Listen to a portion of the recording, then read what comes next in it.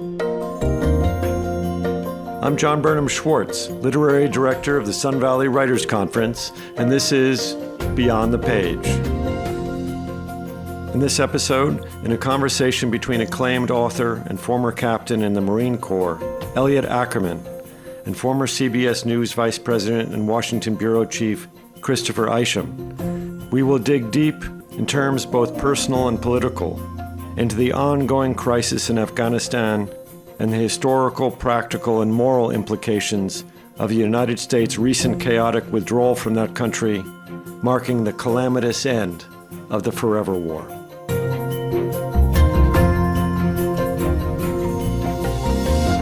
Elliot, it's good to talk to you again. I thought today's discussion could really focus on the withdrawal from Afghanistan by the United States over the last 2 weeks in August, and the implications of that withdrawal for the United States, for Afghanistan, and for the world, for that matter.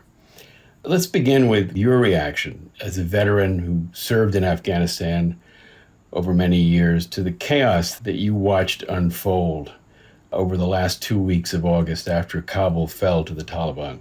Sure. And it's good to be talking with you again, Chris. You know, it's important to kind of unpack what happened this summer, I think, in two categories, right? There's the one category, which is the Biden administration's decision to remove all U.S. troops from Afghanistan by at first September 11th and August 31st, which aligns with the policy put in place by the Trump administration, which was getting us to a total withdrawal. And I think that's not a decision I agreed with. We can or cannot get into that. But I think, listen, that's an area where reasonable people can disagree about what the wisest course of action was for the United States to take. But once you've embarked upon that course of a full U.S. withdrawal, then there is, and I'm not the first person to say this, then there's the execution of that withdrawal. And I think it's the execution of the withdrawal where the Biden administration is very much deserving of the withering criticism it has endured. I think the decision to have a policy of withdrawal doesn't necessarily merit the withering criticism so long as that policy is handled competently. And I think the real problem is the policy and the execution, it was not handled competently. And so I think a lot of the fallout you're seeing from the Biden administration has been the execution of the withdrawal as opposed to with the withdrawal itself.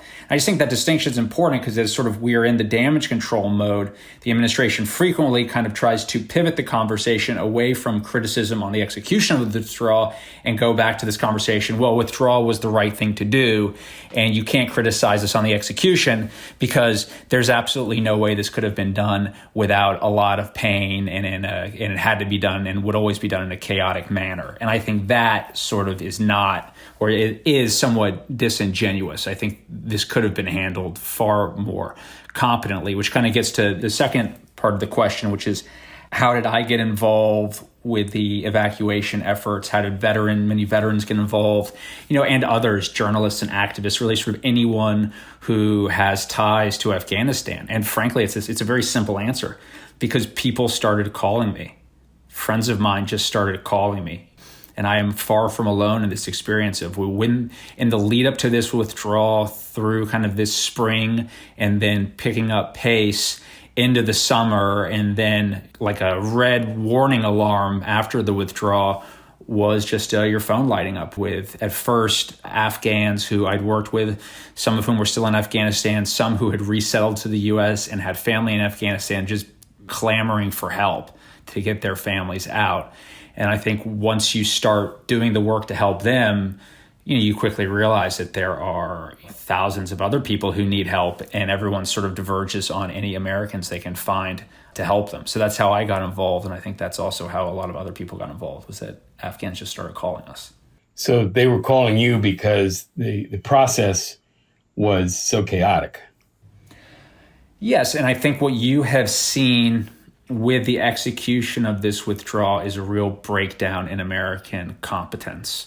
The systems one would hope to be in place to manage such a withdrawal were not in place. Systems being like a State Department hotline where you can call, and if you have a special immigrant visa, you can be told this is how you get to the airport. I mean, none of that existed. So it really came down to people like myself and others, using their networks inside Afghanistan to try to facilitate, at least when Kabul International Airport was open, the passage of Afghans into the airport through the both Taliban checkpoints and U.S. military checkpoints to get on flights. Many of those flights were privately chartered flights that were not U.S. military flights, just individuals who were willing to put forward their own funds to bring in private Airbuses to land in Kabul or in places like Mazar-e Sharif and pull Afghan refugees out. So it was, I think, very dispiriting to see such a breakdown in the American system. And I would say, too, this goes up and down. I was in consistent communication with retired flag officers who were struggling to get people they'd worked with out because even for them, there was no one to call. So talk us through a little bit how it actually worked. Were you in phone communication or text communication with Afghans on the ground? Did you instruct them on how to get to a certain point? Were there veteran personnel that were actually on the ground in Afghanistan? Give us a little bit of a sense of how this kind of private evacuation actually worked. Well, sort of each occurrence, and as the days moved on, it evolved based off of what the conditions on the ground in Kabul were like. So in certain instances, it was a matter of a group of veterans and current and former journalists and activists, basically all who sort of knew each other or knew of each other, forming up chat groups on Signal via text messenger saying, okay, we have got buses, 4 buses that are going to leave this point at a given time. And they're going to drive through the city to the airport. And, this person on the chat has connections with the Taliban, for instance, and will make sure they can get through the checkpoints, or has connections with the government in Doha who's going to help. And then this person can help talk these buses through some of the U.S. military checkpoints and pass along a manifest of who's on board and getting all the approvals from the various people you need to get approvals for these buses to enter an airport. And another person is coordinating the funding of an Airbus 320 that's going to fly in and has raised $500,000 from philanthropic interests in the U.S. to make this happen. And so it was sort of, in each case, Chris, really a matter of crowdsourcing this problem. And then with each day, conditions might change. And so the next day, with the Taliban is not letting anybody through checkpoints in Kabul, okay, folks will have to go on foot. And so each iteration was a little bit different. But I would say in all cases, this was a matter of people basically organizing themselves on chat rooms in places like WhatsApp or on Signal and figuring out the component pieces of this to get groups of Afghans to the airport and flown out. And that was when the airport was open. And then once it closed, it sort of migrated into overland routes or in certain cases, other airports that aren't Kabul. And there's still, it's hard to know how many people have been left behind. The Secretary of State has said that his estimate is there's only about 100 American citizens, but that, of course, does not take into account the many others, green card holders and permanent residents and allies of the United States who may have been left behind. And that could number in the thousands. Do you have any idea of how many people were left behind? And is the effort to try to get some of those, particularly the ones who are at high risk, out? I mean, the administration itself has conceded that they were not able to even get out half of our partners who they would have liked to have seen taken out of Afghanistan. And I think the messaging has been very quick to mention the 100,000+ folks who were evacuated, but oftentimes they're only talking about the numerator. They're not talking about the denominator. That's 100,000+ folks, but how many were left behind in the denominator? And also who were the 100,000 that were able to get out? Because as much as there was sort of a breakdown in competence here, what you saw particularly in the early days was this rush on Kabul International Airport. So the vetting process was really just the strongest and the fastest and who could ever get to Kabul International Airport. And literally those first few days after Kabul fell and the airport shut, the gates shut, and the process of getting people in was much more difficult. So in many cases, it wasn't necessarily the right people who got out. It was just those who were fortunate enough to be there at the right time. So it was an extraordinary effort by private citizens, veterans, people, as you said, who used to spent much time in Afghanistan, who felt strongly about helping to get our allies out of the country. Why do you think people responded that way, other than the fact that it clearly was not going well and the U.S. government supervised operation, so they clearly needed some additional assistance. Why was it so important, do you think, particularly to the veterans, that everything be done to try to save these folks who were in danger? Because it's personal. And I mean personal in so much as, listen, Chris, you get someone who calls you on the phone and says, my family is in mortal danger. The Taliban have left death threats, or my family has fled their home and they've been told the Taliban have ransacked it and they're hiding. Will you please help me? You're going to help them or do everything you can. I think one of the things that hasn't been discussed, or maybe is being discussed on the margins, is this has been, I think, psychologically just excruciating for anyone who's served there. Particularly for veterans, if you support veterans, there's no way you could be less supportive than kind of enacting this bungled process. And I just bring that up. If you talk about people's mental health, I'll tell you, yes, I was able to participate in some efforts that were able to very luckily get people out. I'll also say I've had plenty of conversations with Afghans who I've basically, particularly at this point, had to say, I don't know how to help you right now, or I don't know how to help your brother or your mother or I don't know. Let's keep in touch, but I'm sorry, I can't help you. Those are tough conversations to have with somebody. And our government's not having those conversations with people. Yeah, is there a sense that America betrayed these folks who we depended on for so many years? Yes. I don't know. I don't know any other way to put it. We made many promises and we didn't follow through on those promises. Listen, I think there's plenty of blame to go around, and the Afghans certainly need to assume a good chunk of the blame too, but so do we. And there's a huge mess that exists right now in Afghanistan, and we're certainly a portion to that blame, as are the Afghans. So it's very complicated. So the administration was clearly unprepared for the speed of the collapse. President Biden had been saying for some time that he didn't think it was inevitable that the Afghan government would fall. He didn't think that we would face a Saigon moment. And of course, all that turned out to be wrong. The Afghan security forces did collapse fairly quickly. And Biden was very quick to blame the Afghans for that collapse in a number of his speeches, including the one he gave on July 16th. And in all those speeches, of course, he defended the decision to withdraw. And we'll get back to that in a minute. But why do you think the Afghan security forces fell so quickly? Well, it kind of goes to one of the great truisms of war, which was said by Karl von Clausewitz, right? Which is, war is the continuation of politics by other means. So you cannot divorce what occurs on the battlefield from what occurs in any nation's political life. So the U.S. withdrawal from Afghanistan and that announcement in April was basically a massive vote of no confidence in the Afghan government. And the military collapse of Afghan forces very much mirrors the political collapse that was occurring in Kabul.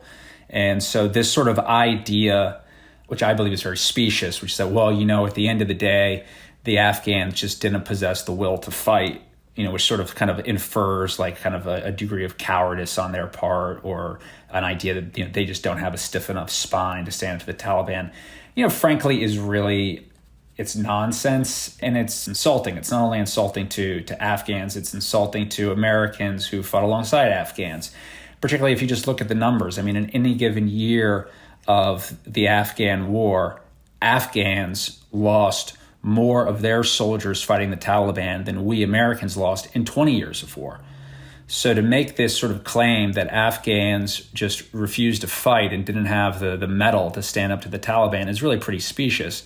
It's particularly specious when we as Americans were the ones who walked off the battlefield. And when we walked off the battlefield, we took away much of the capability that the Afghans relied upon, because their military was one that was very much built on our own images. It was one that relied upon things like air support, medevac. It relied on the types of intelligence that we use as Americans. And so when we said we were leaving, we also took away the enabling support we gave them in those areas as well. So suddenly their aircraft couldn't fly because they didn't have the maintenance support they needed. They no longer possessed the intelligence that they needed. So I feel like kind of blaming our own incompetence and failures on Afghan incompetence isn't necessarily the best messaging. That doesn't mean that the Afghan military isn't without fault, but to me it seems sort of a specious claim as we're going out the door, kind of like we're kicking sand in the face of a one-time ally. Right, and I think also the impact of the announcement by President Biden in April 14th, that we were pulling out unconditionally, and that regardless of whether the Taliban met its commitments or not, must have had a demoralizing effect on both the government and the security forces, and enabled and encouraged the Taliban at the same time. So you're encouraging their adversaries and demoralizing our allies in the process. Yeah, but Chris, can I just say, I'm not unsympathetic to the Biden administration. I understand what they were trying to do with this policy and the end game they were going for. And I think it was predicated on a very key strategic assumption, which was the Biden administration, key to their withdrawal was this idea that they would have what President Nixon called in Vietnam the decent interval, meaning that we would leave Afghanistan on September 11th. We would declare our wars and the forever wars over on that moment. And then there would be some interval of time, maybe it was 6 months, maybe it was 2 years, before you would see a collapse of the Afghan government. And that interval would maybe allow us to accelerate visas, get more people out, but it would really give us as Americans the top cover we needed to say, hey, this didn't happen on our watch. And that's an understandable withdrawal strategy. For instance, that's how the Soviets withdrew in good order in 1989. They did have a decent interval with Najibullah's government. But what happens is there's no decent interval. And when there was no decent interval, which the Biden administration was gambling on, their entire strategy collapsed. Yeah, I think there were warnings that if we pulled our support, which of course we did, that the Afghan security forces might not survive. Mm-hmm. Whenever you do something unconditionally, you're basically saying that there are no rules here and that you're giving a blank check to the adversary. Are those things that could have been done better? Absolutely. Listen, the analogies were always made that this isn't going to be a Saigon, this isn't going to be like Vietnam in 1975. And I look at it, I'm like, we should only be so lucky if this was like Vietnam in 1975. In Vietnam, you had hundreds of miles of coastline to deal with. Look at a map. Afghanistan is a landlocked country. So our evacuation and withdrawal will be completely reliant upon the air hubs that we control in that country. And so closing, it's not only, a lot of attention has been placed on Bagram, but it's not only Bagram, it's Bagram Airfield, Kandahar Airfield, Jalalabad. These were bases that we just shuttered very precipitously, placing ourselves in a position where the only point of egress that we had was Kabul International Airport. And I think we saw the result, which was all of the chaos in August. So I think there were certainly many manners of execution that would have been better. And again, there was sort of the arbitrary dates of September 11th and August 31st. If we felt as though our back was against a wall at the end of this summer, it was a wall that we built. So much of this withdrawal, once we went down this course of withdrawal, so much of its calamitous execution was the result of many self-inflicted wounds. You're listening to Beyond the Page, the best of the Sun Valley Writers Conference. I'm your host, John Burnham Schwartz. Now back to our conversation with Elliot Ackerman and Christopher Isham. We've talked a lot about the how the decision was implemented. Let's talk a little bit about the policy decision itself, which, as we said, was first initiated in the Trump administration and then completed by the Biden administration. The argument here is that it was time to end this forever war, as it was called, and that 20 years is enough, and that we basically had a choice of either pulling out or escalating because the Taliban were making gains on the battlefield. Do you agree with that fundamental assessment? Could we have maintained a relatively small footprint we had, the 2,500 to 3,000 troops, without incurring major risk, or was that decision inevitable? No, I believe if we're going to go up to 50,000 feet, I believe that for a long time now, the war in Afghanistan and really sort of the idea of American war making needs sort of a broader kind of reframing. I don't know when this has occurred, but at some point in the last few decades, been this idea that's entered our collective consciousness that the war only ends when all the troops come home. And if you look back, like the only time all the troops come home at the end of a war is when we lose the war.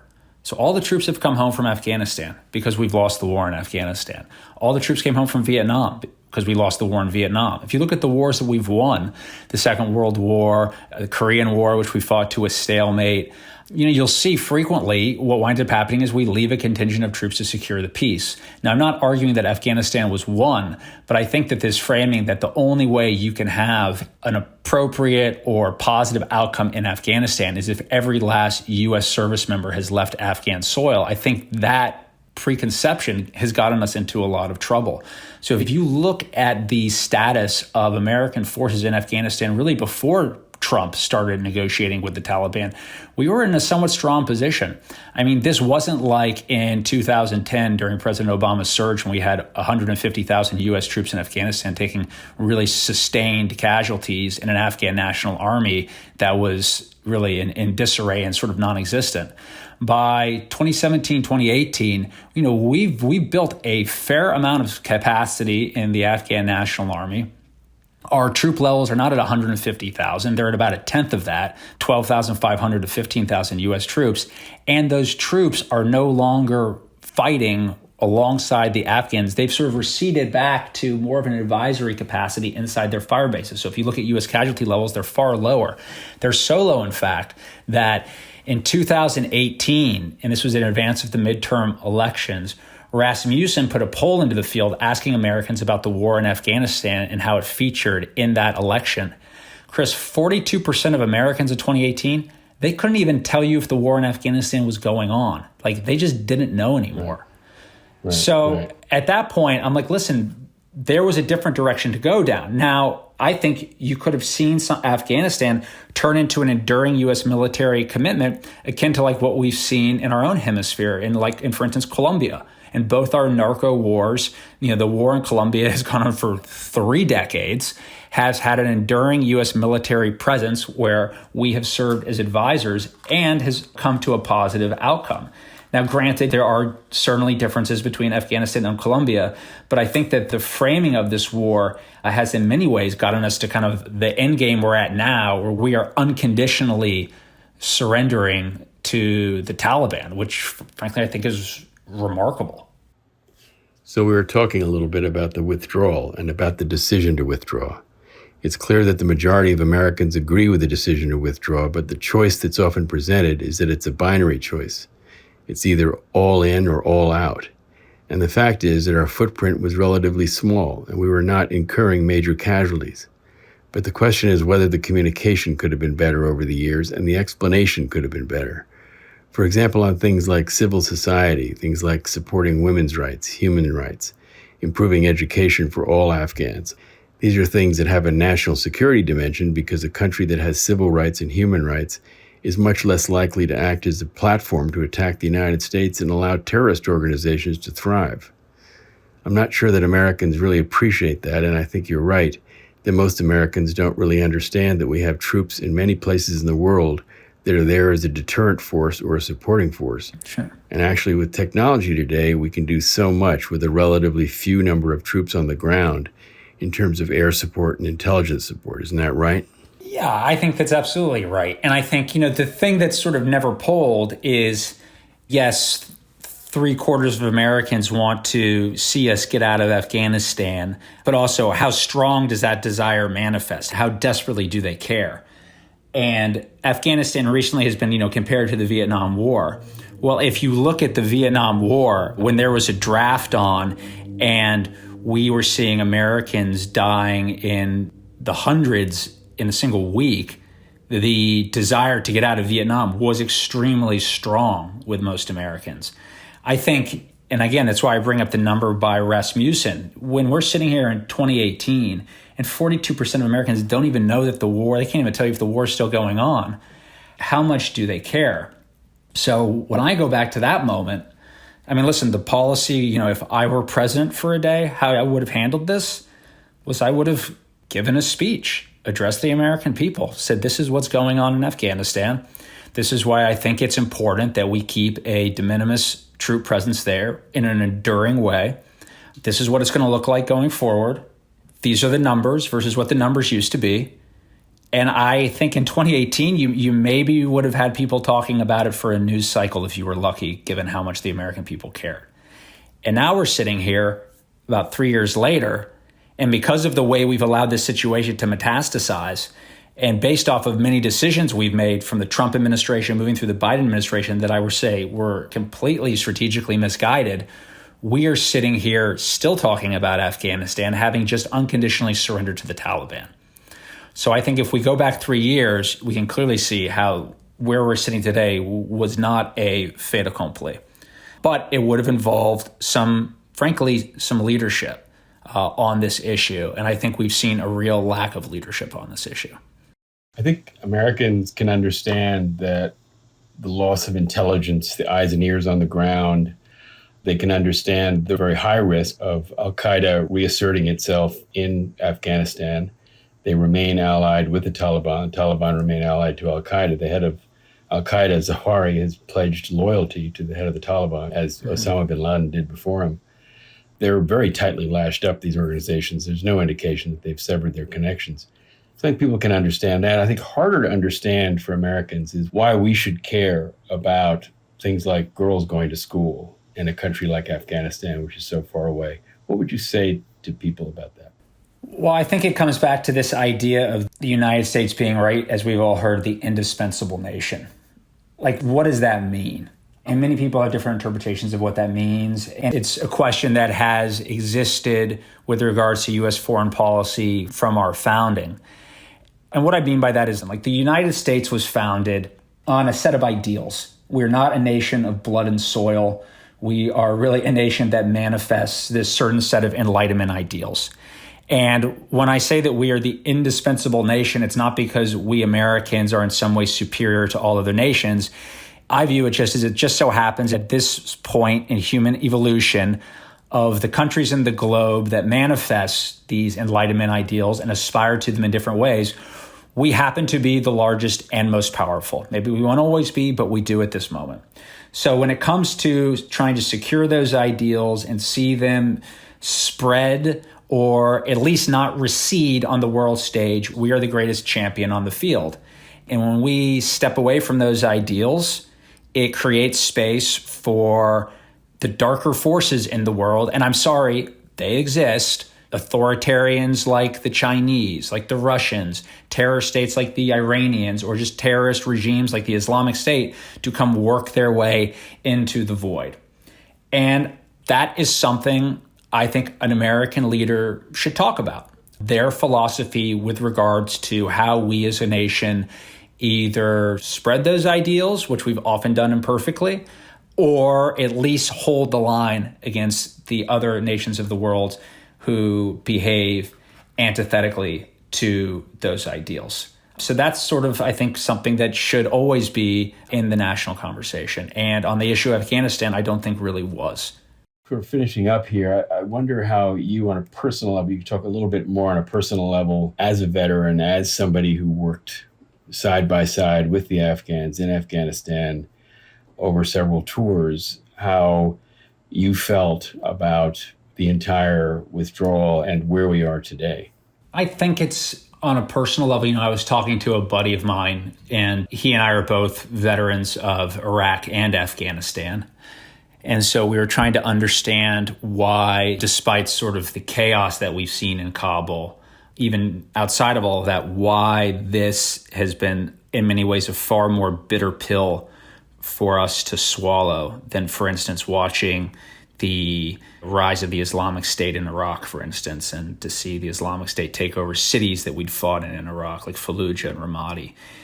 And as we were kind of trying to understand why this one felt much more difficult, I think the place we landed on was that Iraq was always, and even when we were fighting at a war that was sort of predicated on somewhat dubious prospects, and Afghanistan wasn't. Afghanistan was, in its early days, a righteous war. 3,000 Americans had been killed by al-Qaeda. Al-Qaeda was taking safe haven in Afghanistan. It was right that we would go there and try to bring justice to the people who had perpetrated those attacks. And it was also really only the second time in our country's history that we had gone to war predicated on an attack against the homeland, obviously the other time being the Second World War. And so to sit here 20 years on and see our war end so differently than the Second World War had ended, the Second World War obviously being a unconditional victory, having to live through an unconditional defeat, was particularly bitter. And, I was actually just yesterday talking with another friend of mine who's a long-serving former Marine and a long-serving CIA officer. And he was telling me how in the building there have been discussions about, how are we going to mark 20 years since September 11th. And really for the agency, the weeks and months after September 11th were this spectacular success with what they were able to do in Afghanistan. And he told me at the end of the day, they decided they really weren't going to do anything to mark the day. And when I asked him why, he said, it's just sort of tough to imagine holding some type of celebratory remembrance about what we accomplished after September 11th.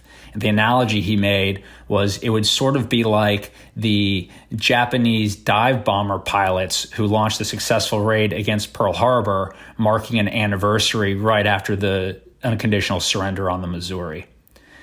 And I think this summer for veterans of this war has cast the entire war in many respects in a new light. And really that means has cast the past 20 years in a new light. And I don't purport to speak for all veterans. I'll just speak for myself, but it's caused me to do a lot of reevaluating as we've arrived at this end game. Yeah, that has to be very tough. And I assume that, while you were on the ground, you and your fellow soldiers, Marines, intelligence officers, diplomats, who were all engaged on the ground, must have felt that they were doing the right thing, that they were helping the country become a better place, in addition to securing the United States from another attack. So again, there was an interconnection between making the country a better place and protecting the United States from another attack from terrorists who are based there. Yeah. And so it must be very dispiriting to feel that all of that work and sacrifice, because many Americans lost their lives in the process, was erased so quickly. That has got to be difficult. I will say this. We talked a little bit before about Biden's strategy of withdrawal likely being predicated on a decent interval. That, this would work if there was a decent interval. And the decent interval didn't occur, and so the withdrawal strategy failed. I would say at this moment, the strategy for Afghanistan going forward, President Biden has administrated it that we're going to have a over-the-horizon counterterrorism strategy. Now, in fairness to President Biden, if we're sitting here 10, 20 years from now and no major attack has occurred on the United States or the West that has originated from Afghanistan, then I think credit where credit is due, his strategy worked. But if the alternative proves to be the case, and we do see an attack occur from Afghanistan, then I think it's going to be shown that his was a failed strategy. And I'm very cautious with regards to his strategy because, listen, if we look at this, whether it's our withdrawal from Iraq in 2011, which leads to the rise of the Islamic State in 2014, and then you have attacks like what we saw at the Bataclan in Paris, and ISIS coming within several miles of Baghdad. Whenever you leave a vacuum, or when you turn a country like Afghanistan into a black hole, strange and oftentimes evil things incubate in those dark places. And then they come out into the light of day and they bite you. And we've seen that happen many, many times. We've seen it happen in Afghanistan. We've seen it happen in other parts of the world with remarkable regularity and consistency. And I think President Biden's strategy going forward is predicated on this idea that it's not going to happen this time. And you know what? If he's right, then he's right. But I think it is a very risky strategy going forward. Very risky. I mean, there's no question that Afghanistan will once again become a magnet for jihadis of all stripes as the Taliban struggle to maintain control of the country. And I think, Chris, this idea that they have in some way been chastened after 20 years with us is sort of preposterous. I mean, the international jihadi movement is not chastened at this moment. They just won the Super Bowl. I mean, they're completely reinvigorated. Yeah, no, this is definitely reinvigorated them. No question about that. Well, Elliot, thank you so much. This has been a terrific conversation. And I appreciate your time and insights, and is obviously to be continued. This is a problem that's going to be with us for some time, and as we go forward. And I also want to personally thank all the efforts that you made and your fellow veterans made to get our allies out. I thought that was just a tremendous, impressive effort. Thanks, Chris. Thanks for the conversation. Take care. We hope you've enjoyed this episode of Beyond the Page. You can catch previous podcast episodes at lithub.com or at the Sun Valley Writers Conference website, svwc.com. I'm John Burnham Schwartz. Thanks so much for listening. Beyond the Page is produced by John Burnham Schwartz and James Tooley. Original music by Dean Grinsfelder and production support provided by Jay Shilliday.